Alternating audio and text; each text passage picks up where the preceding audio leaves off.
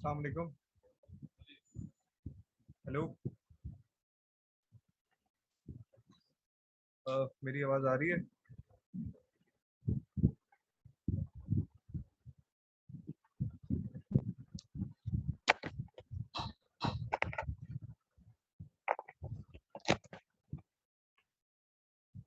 अस्सलाम वालेकुम।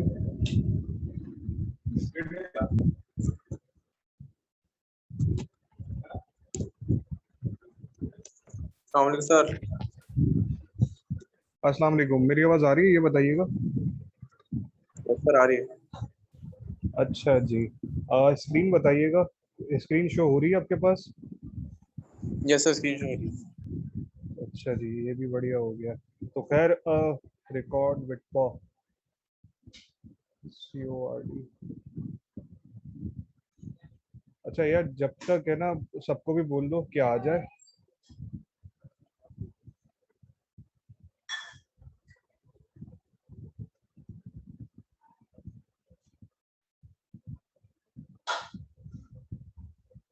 मैं जब तक ये जो रिकॉर्डिंग के जो मामला है ना, वो अपने स- वो कंप्लीट करता हूँ। वंस ये रिकॉर्डिंग का मामला हो जाए, देन उसके बाद हम लोग अपनी जो क्लास थे वो स्टार्ट करते हैं। ठीक है।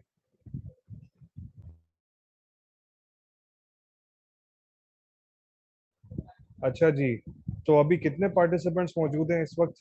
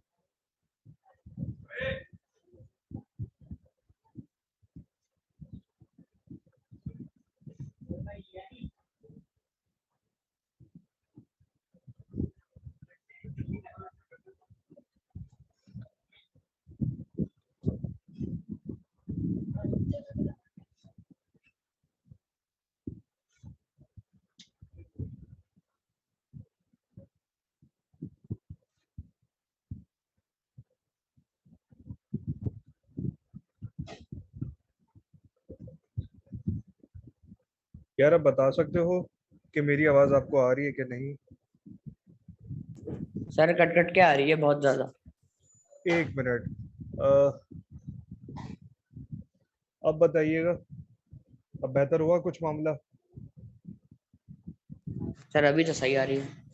अभी सही आ रही है। वो बेसिकली मेरे ख्याल से कोई इंटरनेट ग्लिच हो गया होगा, उसकी जी। वजह से कुछ प्रॉब्लम वगैरह हुई होगी। तो खैर यार, स्टार्ट करते हैं क्लास। अभी तुम दोनों ही मौजूद हो, तुम ऐसा करो, व्हाट्सएप के ऊपर मैसेज एक वहाँ पर व्हाट्सएप ग्रुप पे छोड़ दो कि भाई आ जाएं, क्लास स्टार्ट हो रही है, हो चुकी है। सो लेट्स सी क्या होता है। अच्छा जी। अच्छा, रिकॉर्डिंग जो है, एक तो रिकॉर्डिंग हो रही है जो कि मैं अपने जूम के जरिए से कर रहा हूँ।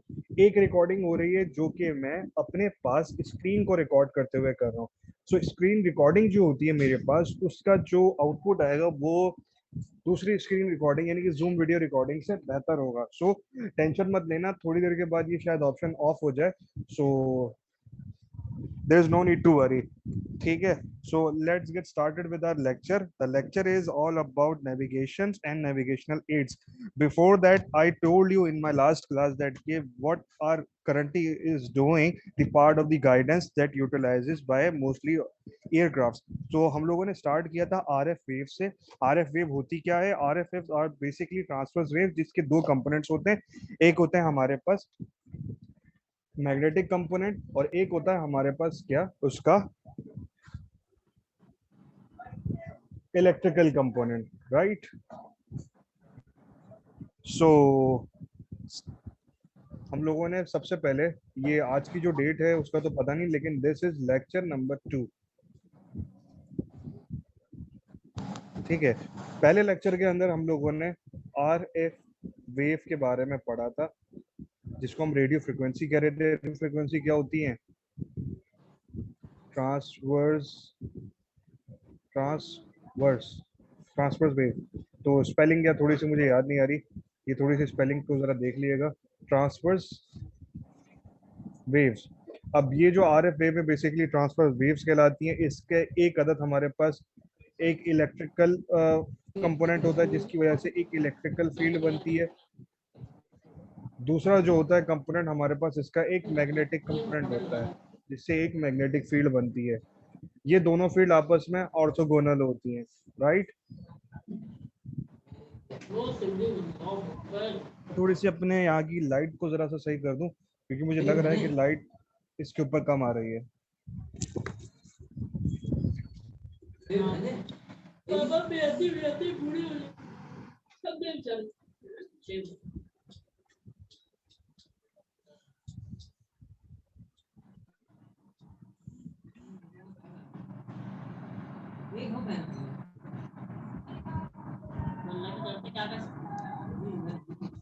सो लाइट जो है वो कदरे बेहतर हो चुकी है। आई डोंट नो कि इसके ऊपर कोई खास फर्क पड़ा है कि नहीं पड़ा। So let me adjust my stand, then will start with दी।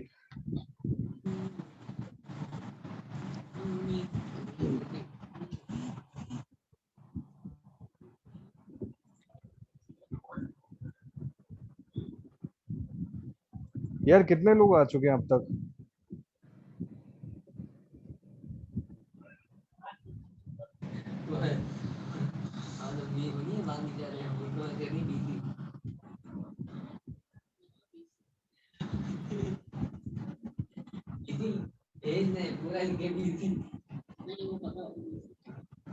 हाँ जनाब, आवाज आ रही है मेरी सबको?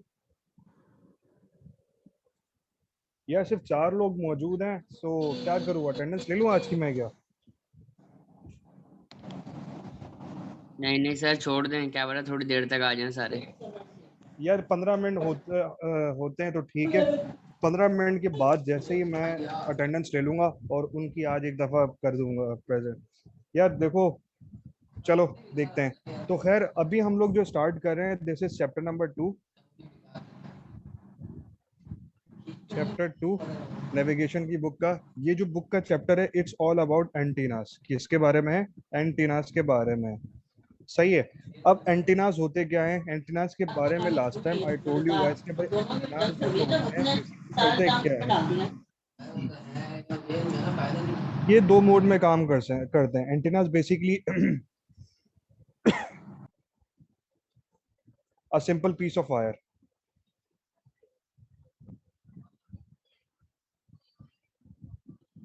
piece of wire, a simple piece of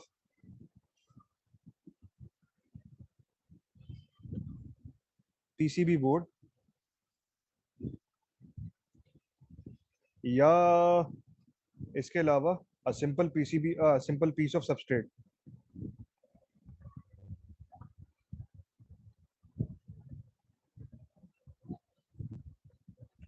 ठीक है, ये होता है हमारे पास क्या? एंटेना। अब ए सिंपल पीस तो मैंने कह दिया कि भाई एक छोटा सा पीस होगा वायर का या पीसीबी बोर्ड का या होगा किसी सबस्ट्रेट का। तो ये होता है इन, ये बेसिकली एंटीनास बनते हैं इन तीन चीजों में से किसी एक चीज में से। इनकी क्या होती है? एक स्पेसिफिक डिजाइन ज्योमेट्री होती है, यानी कि आप कह सकते हो it has specific design geometry. काम किस लिए होता है? ये क्या करता है? इलेक्ट्रिकल सिग्नल को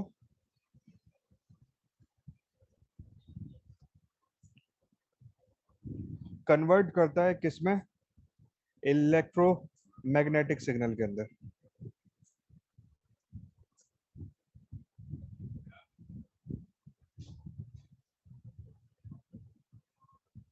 ठीक है, या इलेक्ट्रोमैग्नेटिक सिग्नल को ये इलेक्ट्रिकल सर्किट में काम करता है, सही है। इसके दो मोड्स ऑफ ऑपरेशन होते हैं, यानी कि आप कह सकते हो it has two modes of operation. पहला मोड होता है इसका टीएक्स मोड, एक होता है इसका आरएक्स मोड। आरएक्स मोड मतलब रिसीविंग, टीएक्स मतलब ट्रांसमिशन। मैं पूरा रिसीविंग और ट्रांसमिशन कहीं नहीं लिखूंगा, आरएक्स का मतलब रिसीव, टीएक्स का मतलब ट्रांसमिशन, सही है। तो ये इस बात को जहन में रखना। टीएक्स मोड में होता क्या है, एक इलेक्ट्रिकल सिग्नल आता है आपके पास, वो किस में जाता है, एंटीना में जाता है, और एंटीना से गुजर के वो किस में तब्दील हो जाता है, आरएफ में। आरएफ वेव में कन्वर्ट हो जाता है या इलेक्ट्रोमैग्नेटिक में कन्वर्ट हो जाता है। तो ईएम कह लो, आरएफ वेव कह लो, बात एक ही है, सही।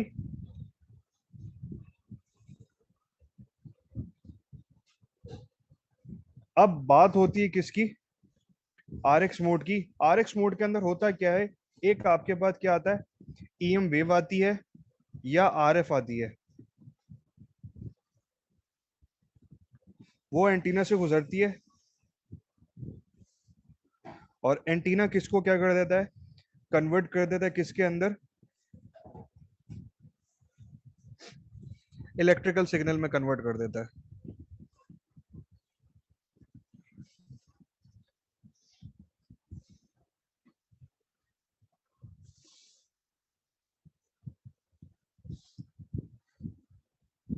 यहां तक बात क्लियर।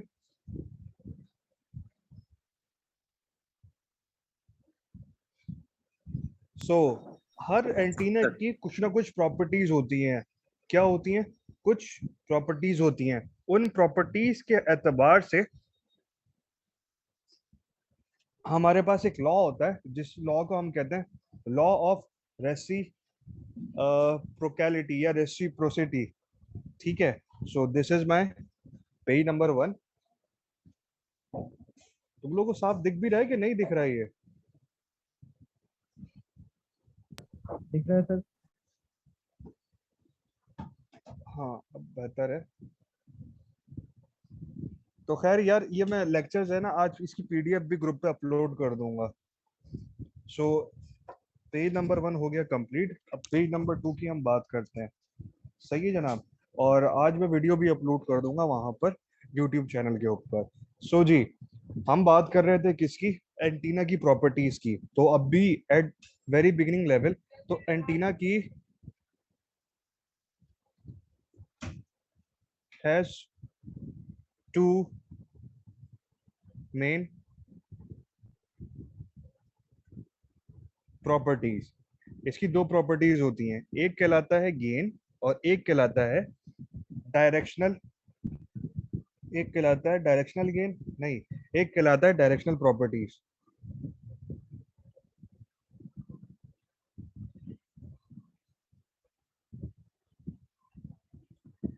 अब गेन और डायरेक्शनल प्रॉपर्टीज के अंदर मुख्तलिफ और भी चीजें आती हैं, कौन सा गेन है, रेडिएशन गेन है, एंटीना का खुद का गेन है, ये सब चीजें होती हैं। खैर कैमरा टेढ़ा हो गया और तुम लोगों ने बताया भी नहीं, सही। बात समझ में आई।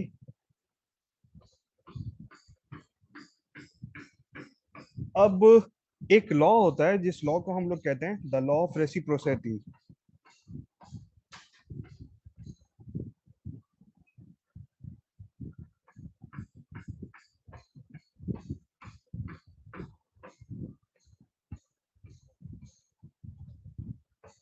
इस लॉ के मुताबिक हमारे पास ये लॉ कहता क्या है कि भाई, ये law, an antenna will have same gain and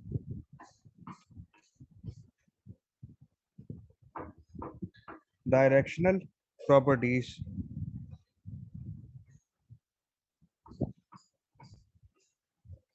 when used for transmission,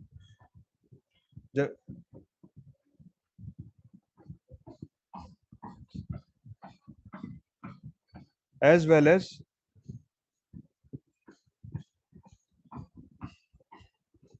used for receiving.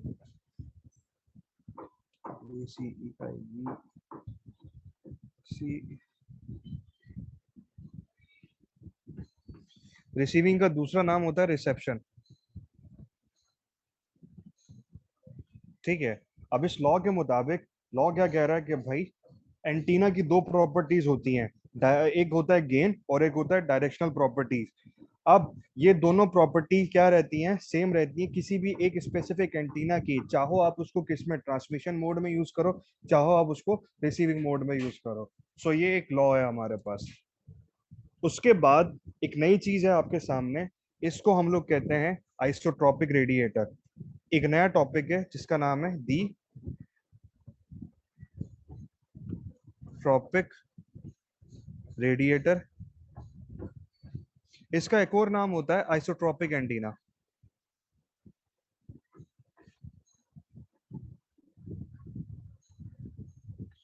ये किस तरह की चीज होती है? It's a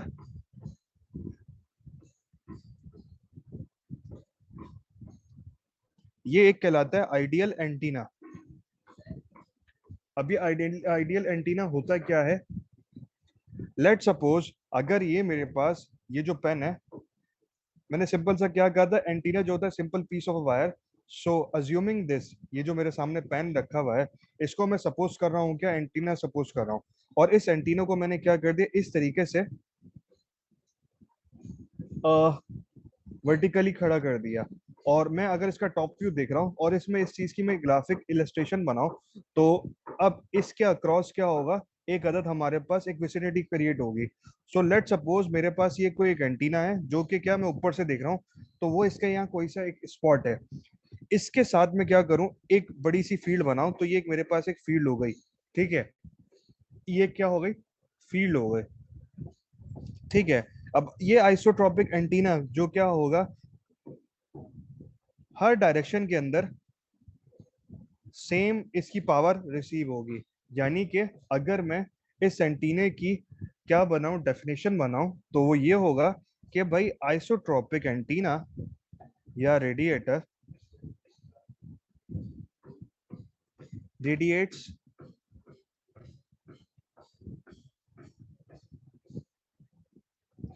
uniformly in all directions।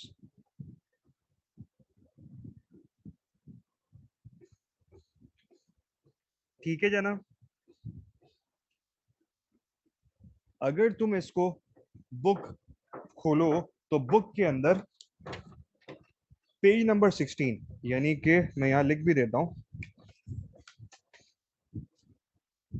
Book page 16 में जाओगे तो वहां पे ग्राफिकल इलस्ट्रेशन होगी जिसके अंदर आपके पास एक स्फेरिकल सरफेस होगी। ये कुछ इस तरीके से स्फेरिकल सरफेस होगी, यहाँ पे कहीं एंटीना रखा हुआ है, और ये स्फेरिकल सरफेस कुछ इस तरीके से आपको दिख रही होगी। सही है, और ये इस तरीके से। तो आइसोट्रॉपिक समझो ये स्फीयर के बिल्कुल सेंटर के अंदर है। तो हर डायरेक्शंस के अंदर ये क्या कर रहा होगा, एक आइडेंटिकल यकसा क्या होगा, रेडिएशन मुहैया कर रहा होगा किसी भी एज के ऊपर।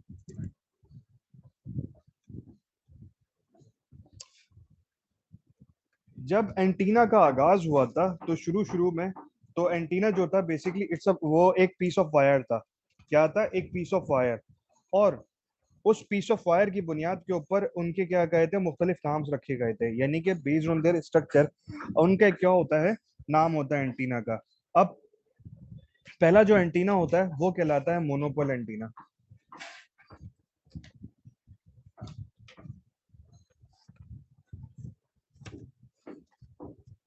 अभी मुझे इस वक्त बता सकते हो कि कितने लोग इस वक्त मौजूद हैं?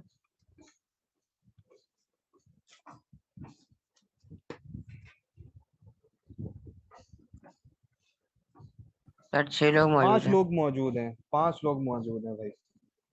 अच्छा जी, अरीबा, हारिस, मिनहाल, खालिद, जई, ऑन, अब्बास, साद बिन आसिम। चले जी, तो यहाँ मैं लिख भी देता हूँ, 5 लोग प्रेजेंट है, यानी कि अटेंडेंस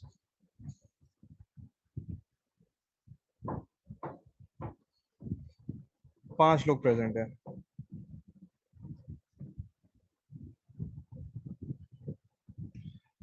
हारिस है, अरीबा, मिनल, ऑन, और तीसरा कौन है? साद बिन आसिम। सो ये 5 लोग प्रेजेंट है, बाकी सब आज की क्लास के लिए एब्सेंट है। अगर इस सेशन के आखिर तक वो आ गए तो ठीक है, अगर नहीं आए तो सही है।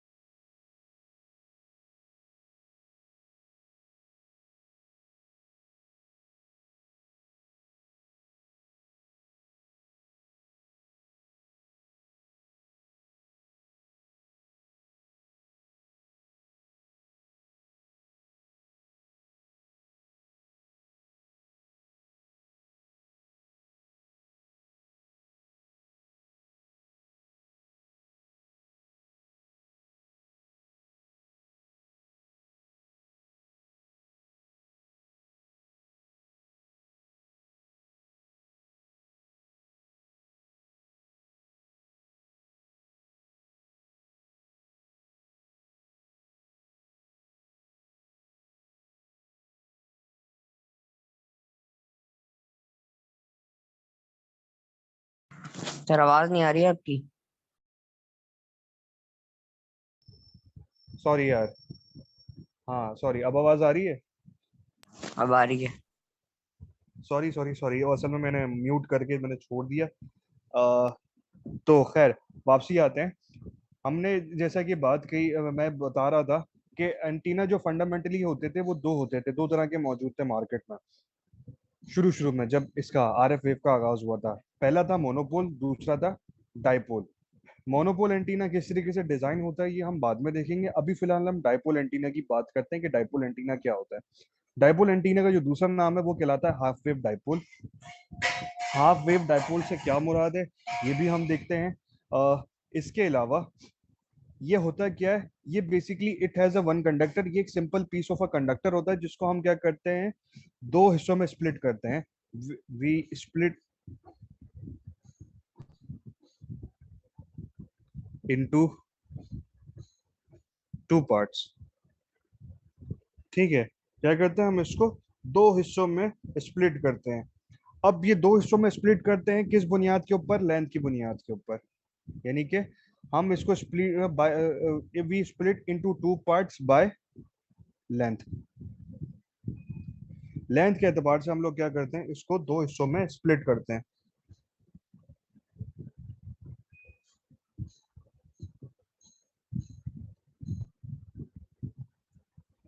अब बात करते हैं इस लेंथ क्या होती है इस डाइपोल एंटीना की। तो लेंथ का जो एक फॉर्मूला होता है इसका, वो होता है, अच्छा पहले तो मैं बता देता हूँ कि दिखने में होता किस तरीके से। तो लेट सपोज ये मेरे पास एक बहुत बड़ा वायर है, इसको मैंने क्या कर लिया, दो हिस्सों में कन्वर्ट कर लिया, सही है। सो ये क्या बन गया, एक डायपोल बन गया। ठीक है, यानी कि मैं अब इसको किस तरीके से समझाऊं, मेरे पास दो पेंसिल्स नहीं है, वरना ये समझो कि कुछ इस तरीके से होता है, ये मेरा पेन है, समझो इसको मैंने दो हिस्सों में स्प्लिट कर दिया तो it has become my dipole. ठीक है, लो नीचे ही गिर रहा है। तो खैर इसको मैं जरा बाद में इसको सिखाऊंगा ये किस तरीके से बनता है। सो डाइपोल एंटीना कुछ इस तरीके से होता है। तुम लोगों ने देखा होगा अक्सर औकात कीट के बाहर है ना, वो अक्सर दो लोग है ना एक डाइपोल एंटीना को लेके घूम रहे होते थे। ये बड़ा इस्तेमाल होता है डाइपोल एंटीना। तुम लोगों ने प्रैक्टिकली, अब तुम लोगों में किस तरीके से दिखाऊं। सीनियर्स ने तो देखा होगा, जिन लोगों ने एमएनए पढ़ा है तो डाइपोल होता क्या है।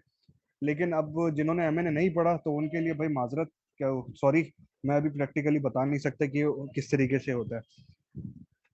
अच्छा जी, तो अब ये डाइपोल एंटीना क्या होता है, एक सोर्स के साथ कनेक्ट होता है। ये जो सोर्स होती है हमारे पास, इसको हम लोग क्या कहते हैं, ये एक सोर्स है। तो ये सोर्स क्या होती है कि ऐसी सोर्स होती है जिसकी कोई ना कोई एक पास फ्रिक्वेंसी होती है। तो ये सोर्स के साथ क्या होता है, कनेक्ट होता है।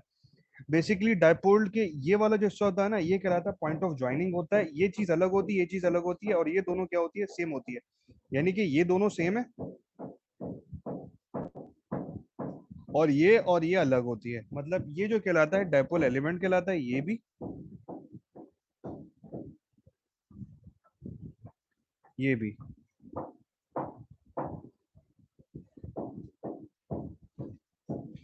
ये जो कहलाता है हमारे पास, ये कहलाता है फीड, फीड लाइन कहते हैं। ये भी फीड लाइन होगी जिसको मैं क्या कह रहा हूँ, एफ एल कह रहा हूँ। और ये हमारे पास क्या होता है, आर एफ सोर्स ये होता है इलेक्ट्रिकल सोर्स होता है, जिसको हम लोग ऑसिलेटर भी कहते हैं। तो अभी फिलहाल हम लोग इसको सोर्स से ही मुखातिब कर रहे हैं। ठीक है, अब एंटीना रेडिएट कैसे करता है। अब ये मेरे पास क्या है, सिंपल सा पीस ऑफ वायर है। इसकी खास किस्म की क्या होती है, लेंथ होती है। उस लेंथ की वजह से हमारे पास जो ये एंड होते हैं ना, एक ये पॉइंट डायपोल है। जब इसमें से क्या करता है, वोल्टेज गुजरता है, तो वो वोल्टेज की जो फॉर्म होती है वो कुछ इस तरीके से होती है। यानी कि करंट इसमें से गुजर रहा है तो लाजमी सी बात है इसमें से वोल्टेज भी गुजरेगा। करंट की जो वेव फॉर्म होती है वो कुछ इस तरीके से होती है। यानी कि इन दोनों एंड के ऊपर, यानी कि ये मेरे पास एक डायपोल है। क्या हुआ,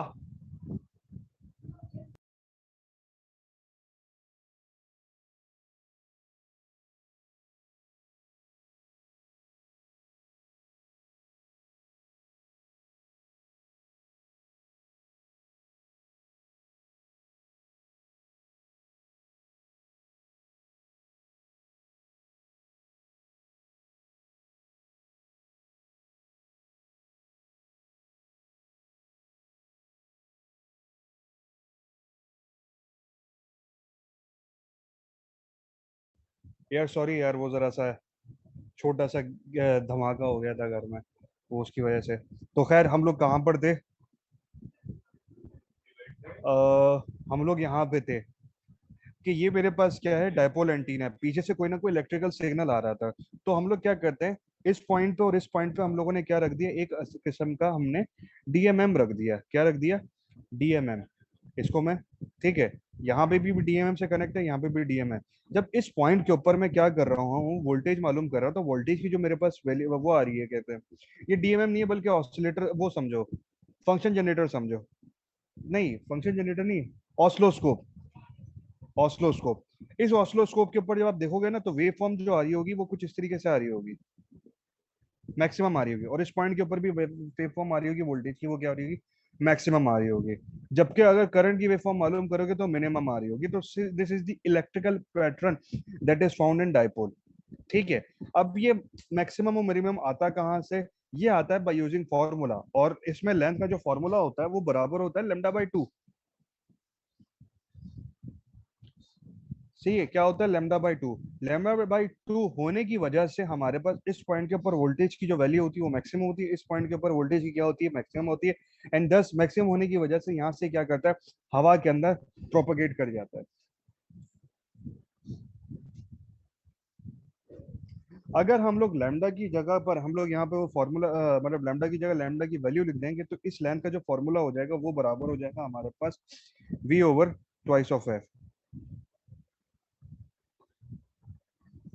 यहाँ पर मैंने जो L डिफाइन किया गया है, L डिफाइन किया है, वो मैं अगले पेज पे समझा देता हूँ। ये पेज नंबर 3 है।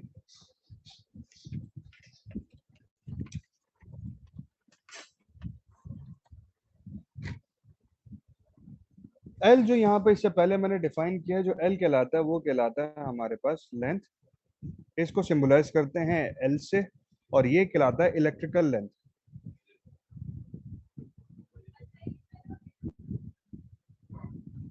ठीक है, दैट्स कॉल्ड इलेक्ट्रिकल लेंथ। एक होती है हमारे पास फिजिकल लेंथ, जो कि एक्चुअल लेंथ होती है हमारे पास किसकी, एक्चुअल लेंथ ऑफ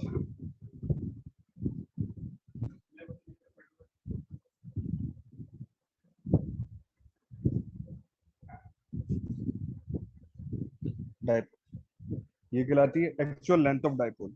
ठीक है, इससे पहले मैंने एक चीज आप लोगों को पढ़ाई थी, that was isotropic antenna. Isotropic जो एंटीना होता है वो आइडियल एंटीना होता है, वो प्रैक्टिकली फाउंड नहीं होता। जो अभी हम डायपोल कह रहे हैं बेसिकली इलेक्ट्रिकली फाउंड होता है। ठीक है, अब बात आ जाती है हमारे पास इलेक्ट्रिकल लेंथ और फिजिकल लेंथ में। सो भाई इलेक्ट्रिकल लेंथ जो होती है ना, लेट सपोज मेरे पास कोई ना कोई आ रही है, क्या एक लेंथ आ रही है,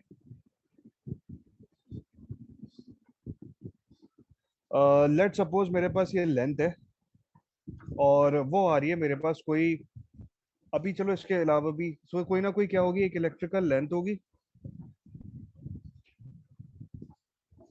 और एक क्या होगी हमारे पास फिजिकल लेंथ। आपने कोई ना कोई एक इलेक्ट्रिकल लेंथ मालूम किया है, that electrical length is known as X. जो फिजिकल लेंथ होती है ना, वो आप क्या करते हैं, फिजिकल लेंथ होती है ना, उसमें से आप करते क्या है, एक्स की जितनी भी लेंथ होगी उसमें से 5% आप उसको क्या करते हैं, डिडक्ट करते हैं। तो यानी कि आप कह सकते हैं जो फिजिकल लेंथ होती है is a 5% is a 5% reduction of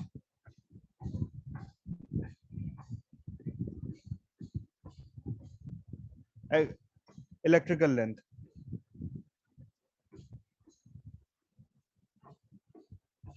ठीक है जनाब, अब सपोज करते हैं कि मेरे पास जो इसकी इलेक्ट्रिकल लेंथ आ रही है वो कितनी आ रही है, 200 mm आ रही है।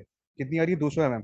और जब मैं इसकी फिजिकल लेंथ मालूम करूंगा तो फिजिकल लेंथ क्या होगी, 95% ऑफ 200 mm। यानी कि पहले हम इस क्या करूं, या तो मैं 200 mm का पहले 5% मालूम करूं, और उसमें से 200 में से जो भी आंसर आ रहा होगा 5% का वो माइनस कर दूं, या तो फिर क्या कर दूं, 95% ऑफ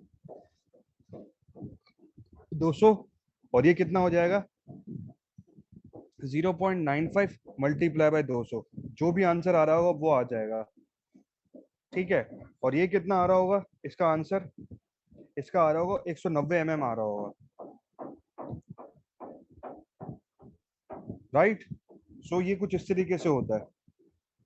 अब बात आ जाती है कि ये हम लोग ये फर्क क्या होता है हमारे पास, बेसिकली हर वायर की, अब ये वायर है पीछे से, मतलब यानी कि ये डायपोल है ना, ये मेरे पास एक कंडक्टर है, और यहाँ से हाई फ्रीक्वेंसी सिग्नल आ रहा है, क्या कह रहा हूँ, हाई फ्रीक्वेंसी सिग्नल आ रहा है। ये एक पीस ऑफ वायर है, क्या है, ये एक तरह का पीस ऑफ वायर है। इस पीस ऑफ वायर में से क्या गुजर रहे होंगे, हमारे पास इलेक्ट्रॉन गुजर रहे होंगे, क्या गुजर रहे होंगे, इलेक्ट्रॉन्स गुजर रहे होंगे। इसके अंदर कुछ ना कुछ क्या होगी, एक रेजिस्टेंस भी होगी, तो उस रेजिस्टेंस को मैं क्या कर रहा हूँ, इस तरीके से शो कर रहा हूँ, सही है। लो फ्रिक्वेंसीज के ऊपर ये जो रेजिस्टेंस होती है ये इतना कोई एक इंपॉर्टेंट इफेक्ट पैदा नहीं करती, लेकिन जब मेरे पास बहुत ही हाई फ्रिक्वेंसी होती है, तो ये जब इस रेजिस्टेंस के साथ यहाँ पर ये मॉलिक्यूल, ये क्या कह रहा है, चार्ज चलता हुआ यहाँ पर जब आया, तो ये रेजिस्टेंस को कुछ देर के लिए रोकती है। अब ये थोड़ी देर के लिए इस रेजिस्टेंस की वजह से यहाँ पर ये रुका, और उस छोटी सी देर के लिए यहाँ पर क्या हो गया, जब चार्ज कहीं पर रुक जाता है तो इसका मतलब है वो स्टोर हो गया। और ऐसी कौन सी डिवाइस है जो कि चार्ज को स्टोर करती है,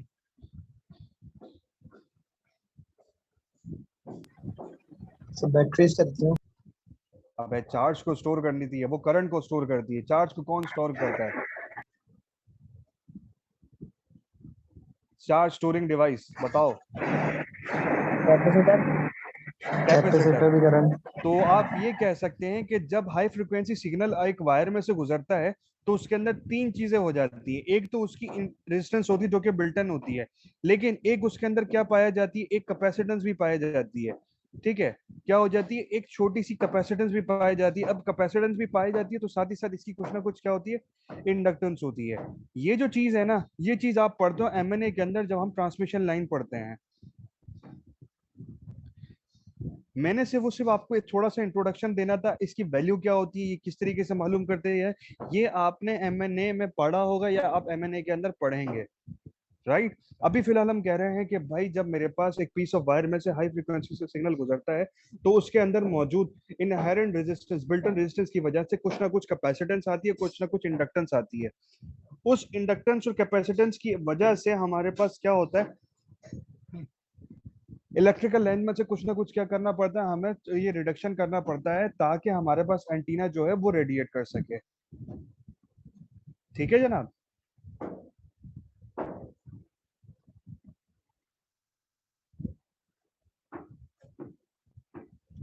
अब हम बात करते हैं कि ये अब देखो एंटीना है, एंटीना क्या कर रहा है, हवा के अंदर आरएफ वेव को क्या कर रहा है, प्रोपेगेट कर रहा है, ट्रांसमिट कर रहा है। तो अगर मैं इसको ट्रांसमिशन मोड में इस्तेमाल कर रहा हूं तो हर एंटीना की हमारे पास क्या होती है, एक तरह की रेडिएशन होती है। यानी कि लेट सपोज ये मेरे पास एंटीना है, इसको मैं ऊपर से देख रहा हूँ तो ये यहाँ रेडिएट कर रहा है, यहाँ रेडिएट कर रहा है, यहाँ रेडिएट, यहाँ रेडिएट, यहाँ रेडिएट एंड सो ऑन। ठीक है। अब एक ऐसा एंटीना जो कि हर जगह पे रेडिएट कर रहा है, क्या कर रहा है, हर जगह पे रेडिएट कर रहा है, उस एंटीना को हम लोग क्या कहते हैं, ओमनी डायरेक्शनल एंटीना कहते हैं। क्या कहते हैं, ओमनी डायरेक्शनल एंटीना कहते हैं, जो हर जगह रेडिएट कर रहा होता है। डायपोल जो होता है वो एक ओमनी डायरेक्शनल एंटीना होता है जो कि हर जगह पे रेडिएट कर रहा होता है।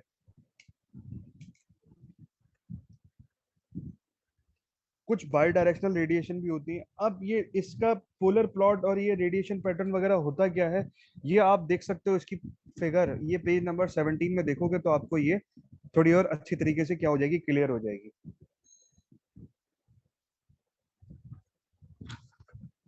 एग्जाम्पल है मेरे पास, एग्जाम्पल ये है कि भाई हमें लेंथ मालूम करनी है, क्या मालूम करनी है, हाफ वेव डाइपोल हमें डिजाइन करना है। सो ये हो गया मेरे पास नेक्स्ट पेज। अब आते हैं हम इस पे, बुक की एग्जाम्पल है 2.1। इसमें हमारे पास एक अदर हाफ वेव डाइपोल है, ठीक है, हाफ वेव डाइपोल, ये हमें डिजाइन करना है, यानी कि इसकी लेंथ मालूम करनी है। We need to find out the length, और इसको मुझे रेडिएट करवाना है 150 मेगाहर्ट्ज पर। किस पे करवाना है, 150 मेगाहर्ट्ज पर। तो भाई लेंथ का फॉर्मूला क्या होता है, लेमडा बाय 2। लेमडा की वैल्यू क्या होती है, लेमडा की होती है वी ओवर एफ होती है। वेलोसिटी कितनी होती है हमारे पास, आरएफ वेव की, क्योंकि इसमें से आरएफ वेव जनरेट वो प्रोपेगेट करेगी, 3 इंटू 10 की पावर 8, 2 कितना है, इतना है।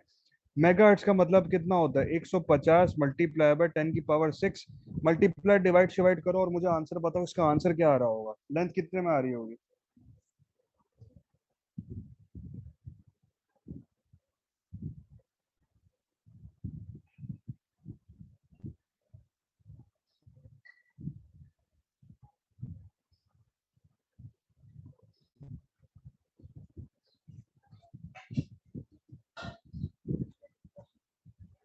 जनाब बताओ कितनी आ रही होगी लेंथ।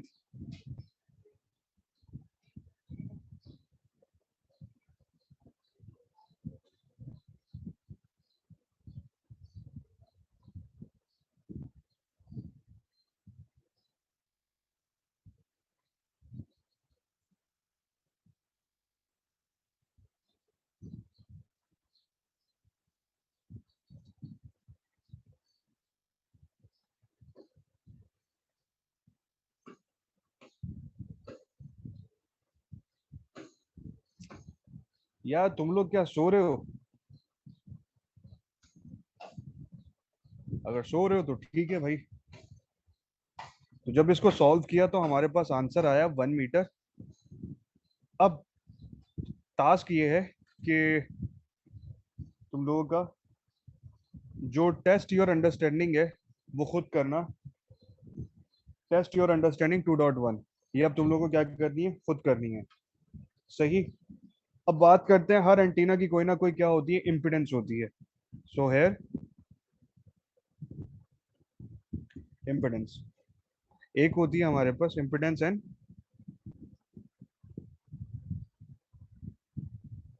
रेडिएशन। तुम लोग यहाँ मौजूद हो?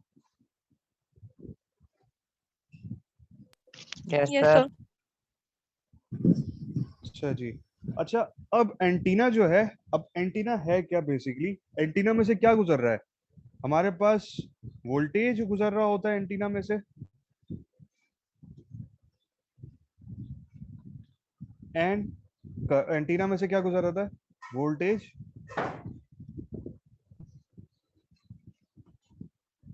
और करंट। ठीक है जनाब, 2 मिनट के लिए सब्र करना, मैं अपने दूसरे मोबाइल से लॉगिन कर रहा हूँ क्योंकि मुझे लग रहा है कि ये पिक्चर बहुत ही घटिया आ रही है।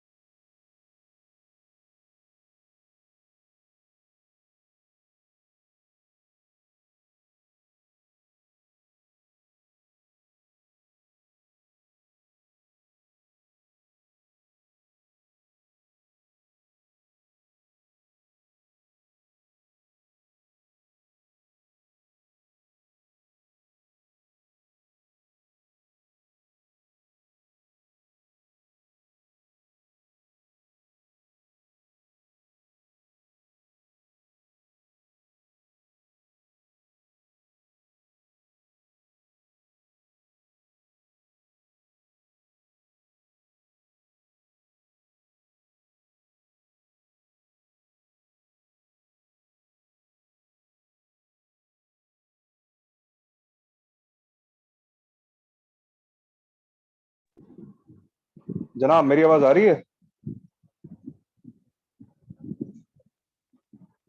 Yes sir.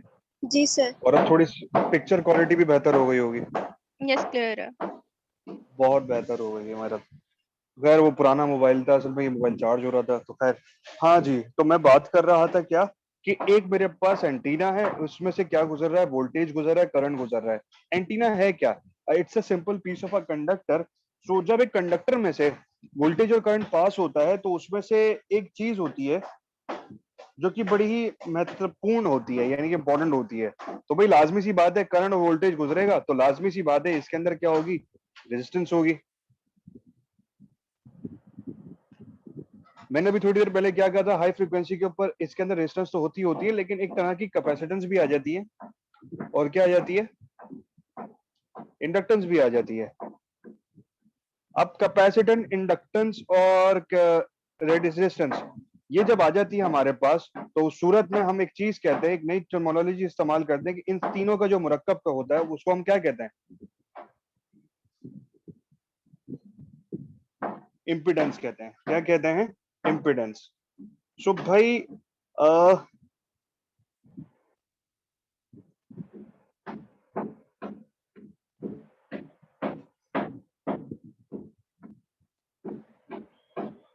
अब ये जो इम्पिडेंस होती है, इस इम्पिडेंस में एक तो रेजिस्टेंस होती है और एक कैपेसिटेंस की वजह से, यानी कि इन दोनों की चीजों की आने की वजह से क्या होती है, हमारे पास कुछ ना कुछ एक रिएक्टेंस होती है। क्या होती है? एक तरह की रिएक्टेंस होती है। और ये जो रिएक्टेंस होती है, रेजिस्टेंस प्लस रिएक्टेंस का जो मजमू होता है, यानी कि रेजिस्टेंस प्लस रिएक्टेंस, इन दोनों का जो मजमू होता है वो क्या कहलाता है?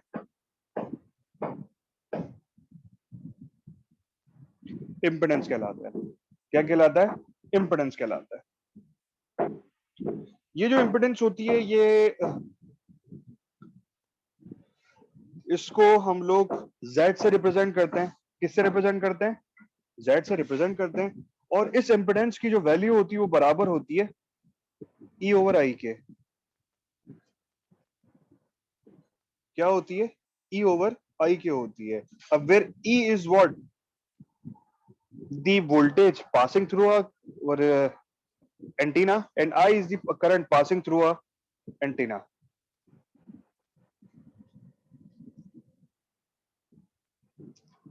अब ये जो इम्पिडेंस होती है, ये कोई हर एंटीना की होती है। अगर मैं एंटीना, ये मेरे पास डायपोल एंटीना है, ये डायपोल एंटीना है। अगर मैं इस पॉइंट पर, इस पॉइंट पे इसकी इम्पिडेंस मैच करूं, यानी कि इम्पिडेंस मालूम करूं, तो ये 0 के बराबर होनी चाहिए। इट हैज टू बी 0, यानी कि इसको मैं नए पेज में लिखता हूं सही तरीके से।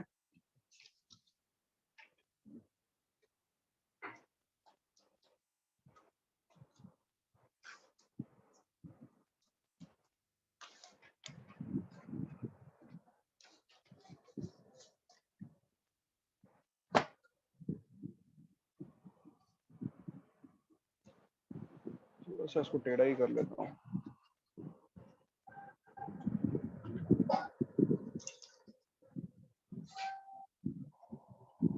तो अब सही है, बेहतर है। चले जी, तो मैं क्या बात कर रहा था? मैं बात कर रहा था इम्पिडेंस, यानी कि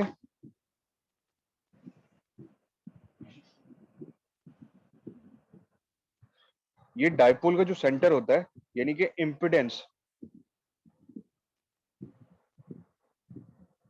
eight the centre of dipole has to be 0 and has to be 75 ohms at the ends,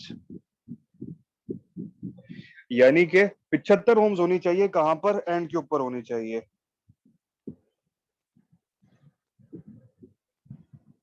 बहुत सी जगहों पर 70 ओम्स भी रखी जाती है।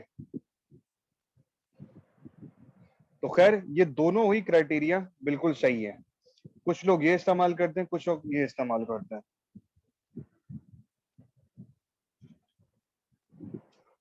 अब utilising all these formulas, test your understanding 2.2 ये भी खुद करनी है। और आप लोगों का जो पहला है असाइनमेंट, वो भी अब आ जाएगा। आज मैं वो असाइनमेंट अपलोड कर दूंगा।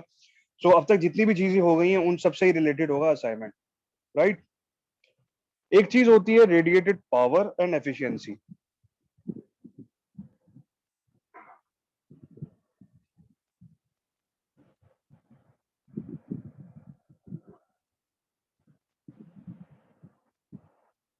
अभी रेडिएटेड पावर और एफिशिएंसी होती क्या है? अब अगर मेरे पास एंटीना है, उसमें से क्या गुजर रहा है? कुछ ना कुछ करंट और वोल्टेज गुजर रहा है, तो पावर किसके बराबर होती है?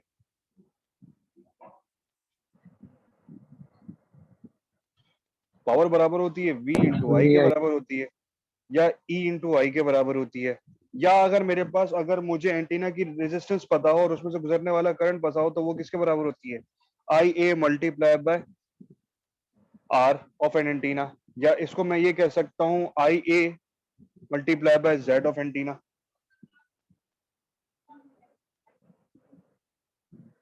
या इसको मैं एक और चीज भी कह सकता हूं, एक चीज होती है इसके अंदर जिसको हम लोग क्या कहते हैं, रेडिएशन रेजिस्टेंस भी कहते हैं। या IA इंटू आर नहीं होता, IA स्क्वायर इंटू आर, या IRR। where this IRR is called radiation resistance.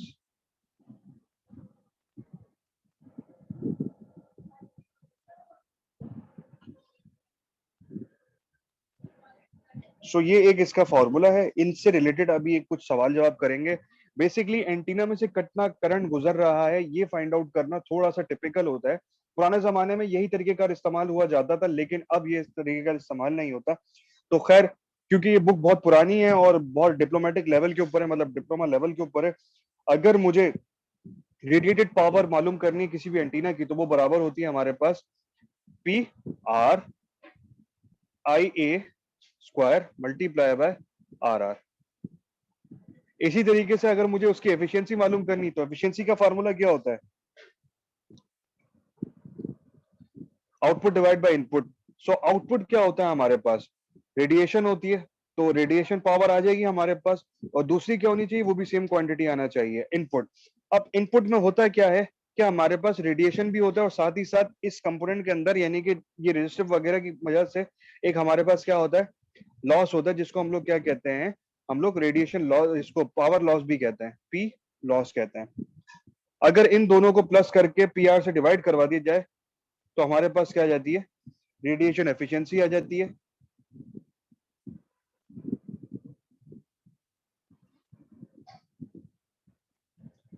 और इस तरीके से हम लोग क्या करते हैं? रेडिएशन एफिशिएंसी मालूम कर लेते हैं। तो खैर, अभी तक के लिए मैं इतना ही रख रहा हूं। कल मैं क्लास रखना चाह रहा हूं फ्राइडे को। अब फ्राइडे बताओ मैं क्लास किस टाइम रखूं?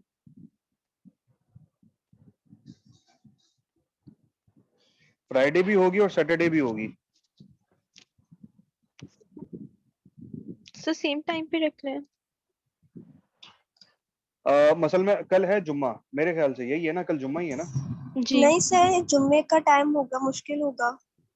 हाँ, तो जुम्मे को क्या करना है भाई? तो जुम्मे के बाद जुम्मे रखते से हैं। पहले, जुम्मे से पहले सर नहीं रखें? जुम्मे से पहले कर लें। चलो जुम्मे से पहले कर लेते हैं, ठीक है। जुम्मे से पहले कितने के बजे? 11 बजे कर लें? जी सर। चले, सही है। फ्राइडे एट 11 AM, ठीक है। इसकी जो रिकॉर्डिंग होगी वो 2 हिस्सों में आएगी, तो मैं रिकॉर्डिंग अपलोड कर दूंगा, ठीक है जनाब। आज अपलोड हो जाएगी, तो शायद आज बिन आसिम मैं तुम्हारे साथ आज लिंक भी शेयर कर दूंगा। तो खैर, अब तक के लिए इतना ही। मैं कुछ चीजें और भी हैं, वो चीजें मैं इकट्ठी करता हूँ, देन विल स्टार्ट। मेरे ख्याल से कल शायद हम लोग कुछ मैटलैब के ऊपर भी काम करें। Okay sir. ओके जी, ठीक है। अब तक के लिए इतना ही। अल्लाह हाफिज। ओके सर, अल्लाह हाफिज।